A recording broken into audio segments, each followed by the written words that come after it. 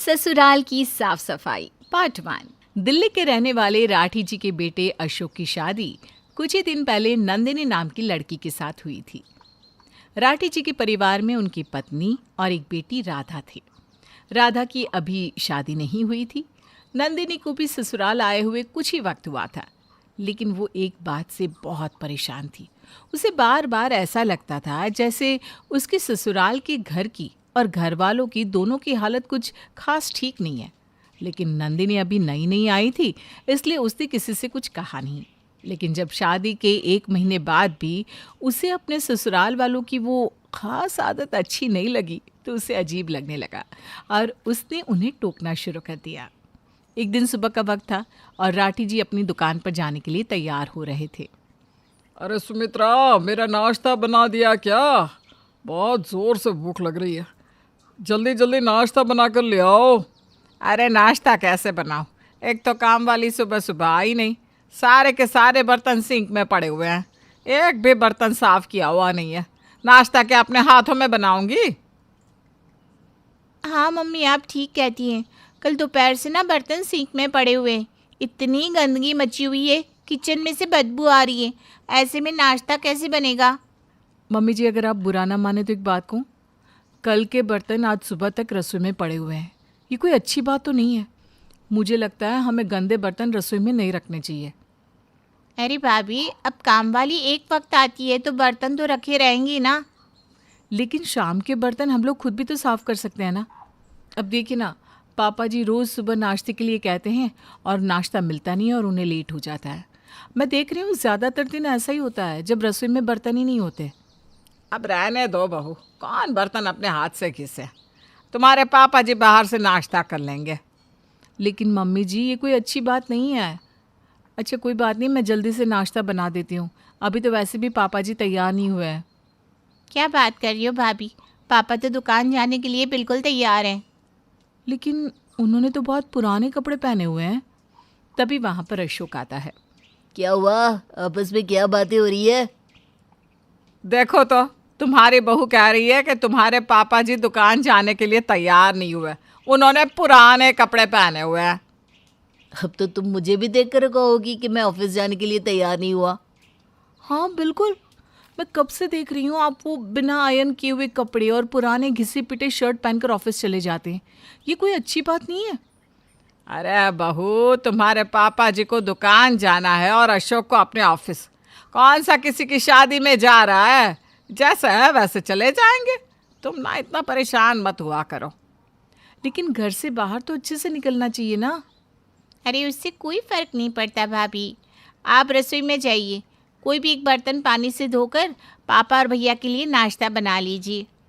पानी से धोकर नहीं, मुझे बर्तन अच्छी तरह साफ करना पड़ेगा। अरे कल से गंदा पड़ा हुआ है। अरे जल्दी से पानी से धो लो ना, क्या फर्क पड़ता है? नंदिनी जैसे ही रसोई में जाती है, वहाँ की हालत देखकर उसका सर चकरा जाता है। रसोई सब तरफ से गंदी थी, जगह जगह गीला सूखा कचरा पड़ा हुआ था। अरे बाप रे, रसोई तो बहुत ज़्यादा गंदी है। ऐसी रसोई में कोई खाना कैसे बनाएगा? इतना कहकर नंदिनी बाहर निकल जाती है। क्या हुआ? नाश्ता तैयार नहीं किया तुमने अभी तक? अरे बहू, मुझे दुकान के लिए देर हो रही है। पापा जी, रसोई ना बहुत ज़्यादा गंदी है, एक भी बर्तन नहीं है, इसलिए आज आप बाहर से ही नाश्ता कर लीजिए। लेकिन मैं वादा करती हूँ कि कल से आपको टाइम पर और साफ़ बर्तनों में नाश्ता मिलेगा। भाभी, वैसे मजाक ना अच्छा कर लेती हैं आप। सुबह सुबह टाइम पर साफ बर्तनों में नाश्ता मिलेगा। लेकिन कैसे?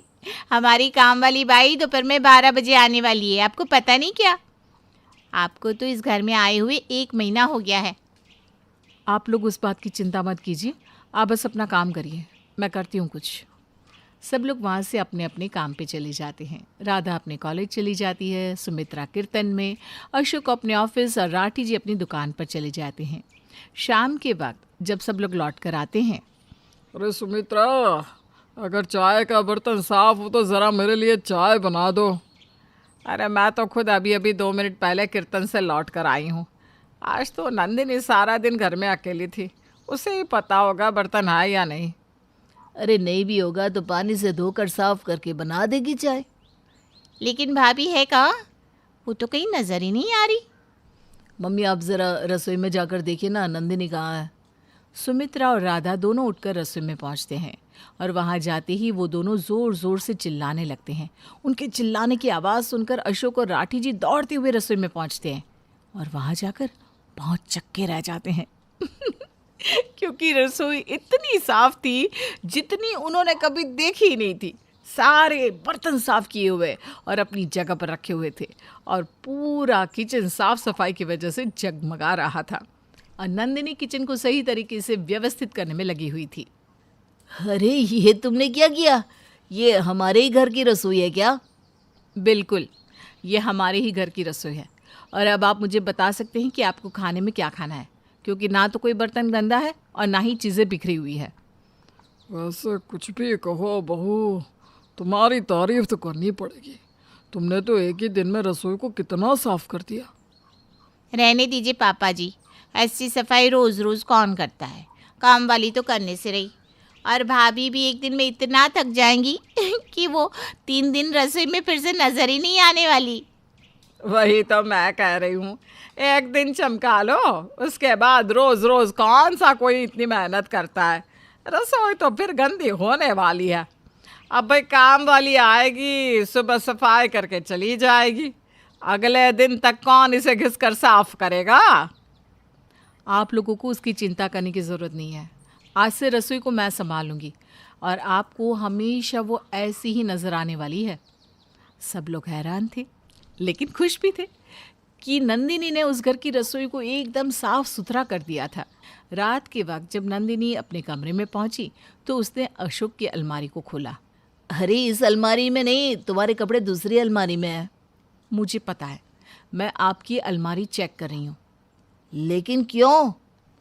आप जिस तरह के कपड़े पहनकर ऑफिस जाते हैं ना, मुझे बिल्कुल भी पसंद नहीं। आपके किसी भी कपड़े पर आयरन नहीं होती और शर्ट देखिए कितनी गंदी और पुराने ज़माने की है। अरे पुराने ज़माने की नहीं है, तुम्हें तो हर चीज़ पुरानी लगती है।